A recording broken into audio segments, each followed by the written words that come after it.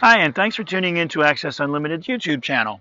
This is a detail video to show you how to stow your wheelchair using an Easy-Stow PIT in the mid position of the Honda Odyssey. The Easy-Stow, as you may know, involves no modification whatsoever to your vehicle. So if you'll notice by looking on the floor here, there is no modification, no drilling whatsoever into the vehicle.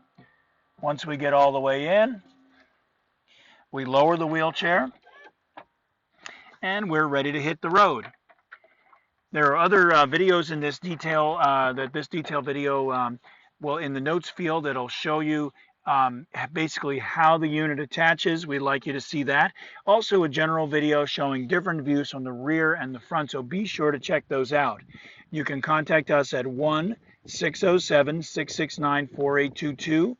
on our website at www.accessunlimited.com, and evenings and weekends are no problem at 615-873-0518. Again, please check out the notes in the notes field down below. Scroll down a little bit and you'll be able to see lots more information on this application, other videos in this series. Have a great day, and thank you for taking the time to learn about our products.